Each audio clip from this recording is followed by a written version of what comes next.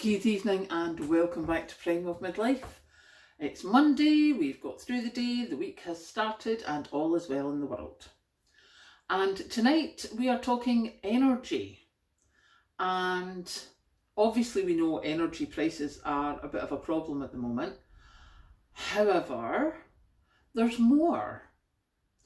Because just recently Norway, who gets 90% of their energy from hydropower, has said that they may have to stop exporting power out with the country if energy companies cannot keep the dams, the water sources at a certain level.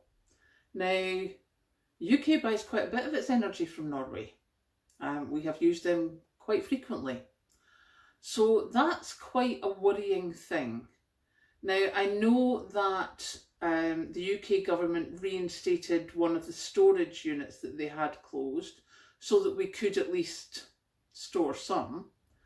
But if Norway's going to have to keep its own energy to itself to keep its own households going, means that's somewhere that we can't buy from, and we've been buying a lot from them. Now, it'll be bad enough in the summer because obviously with higher temperatures, the water levels will most likely drop again.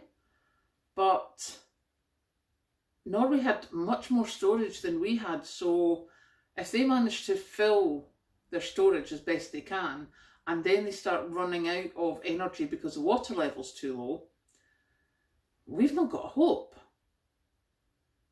So that, I think, is quite concerning, and the fact that Norway's looking into it now and saying we need to be ready for next winter, and we've got nothing. I mean, even looking at the announcements in the government webpage, there's announcements about insurance for multi-occupancy homes, there was announcements about new pension things to get done, there's nothing about energy. And that made me think that I need to revisit the house and make sure I can make it as energy efficient as possible through the good months. Because also there's the thing coming up, and I honestly haven't read a lot about it, but that they're looking for houses to be a specific EPC rating or something, and there's a whole lot of houses in the UK are nowhere near it. So that could also be something that, you know, we need to look at: the loft insulation, the windows, things like that. But I do think that the fact that Norway is already putting out a warning saying that they could be short of electricity next winter, I think we need to prepare for that. I think we need to do as best we can because, yeah, touch wood, we have been lucky this year that we haven't had blackouts. It was very close a couple of times. It won't take much. And it was only at the tail end of last year that the prices went up as much that there was such a big problem. This time we've got the whole year of there being a problem. So, yeah, let's make sure we're doing the best we can to try and look forward. Because if we're struggling to get energy, we're definitely going to be struggling to keep the lights on. If we were struggling this year, we're going to be struggling an awful lot next year, especially if we lose Norway. And if they're already thinking about it, why aren't we? So yeah, that's my joyful little thought for this evening. Basically, I'm just going more for blankies and candles and wind up lights and make sure that I've got everything. Bubble wrap on the windows. Is one layer enough? Do I need two? Would that help? I don't know.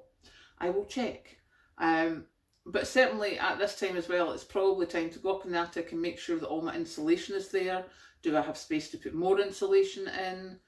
How can I do such things? So that's my little thought for today, is keep your eye on the energy, because Norway having 90% of its energy coming from hydropower and losing so much water in those dams last year.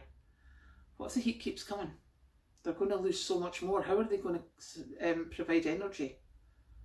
It could all end up a very big mess.